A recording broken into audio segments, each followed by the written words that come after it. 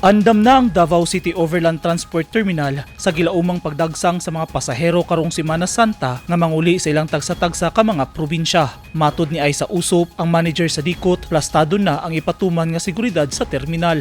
Sumala sa DCOTT, mas gipahugtan nila ang seguridad sa terminal isip pagpangandam sa pagdagsang sa mga pasahero sa taliabot nga Holy Week. Doon na say koordinasyon ng DCOTT sa Task Force Davao, Davao City Police Office ug Davao City Public Safety and Security Office.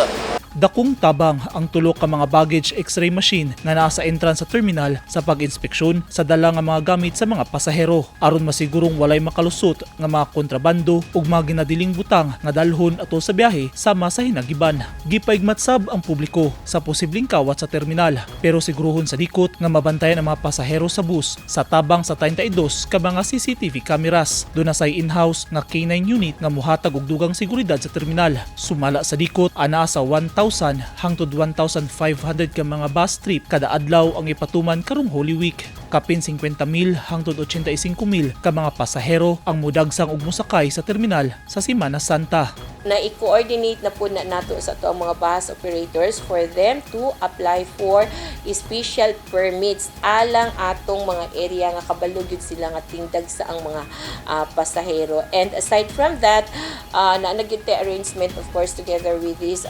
LTFRB nga nagabutang yun sila lamisa diha no sa dool sa may entrance nato kay para kung magkulang tong mga bus nga gi-applyan ng special permits automatic or immediately maka-apply po dayon sila kay naaman diha nga nagatan-aw pod kung unsa kadaghanon sa ato ang mga pasahero. Gikatakda sab nga magpahigayon og surprise drug test ang PDEA sa mga driver ug konduktor aron masiguro ang seguridad sa mga pasahero nga biyahe. Gipahinumduman ni usop ang mga bus driver sa hugot nga gipatuman nga no pick-up policy. We are still implementing that no pick-up policy. But di po dyan ako ikalimod nga naag yung mga areas nga naay mga pasahero nga nagahulat po og bus like kaning Buhangin, no? Kaning diha sa MacArthur Highway. Aware ko ni Ana, it's because nagamatin ako muagi ko diha. That is why nga gina-coordinate na po nato ang ato ang local, the City TMO, the Highway Patrol, the Traffic Group, the LTO and LTFRB kay maumag yun na sila national nga mas taas-taas ang fines and penalties no ilang ginahatag ni Ana aside from that ng ilang POPs. Giyawhag ang publiko nga sa DCOTT o sa mga lehitimong satellite van terminal gyud mosakay aron masiguro ang ilang kaluwasan sa biyahe. Dire pa lang sa ato ang terminal mapuno na ang atong mga buses. In fact, wala na sila nag-follow sa 30 minutes interval.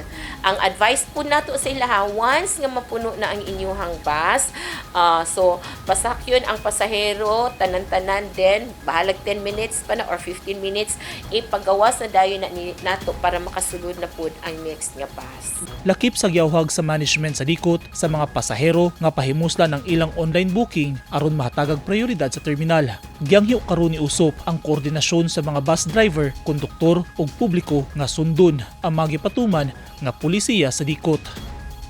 Eugene Hinutan, Newsline Philippines. Stay safe.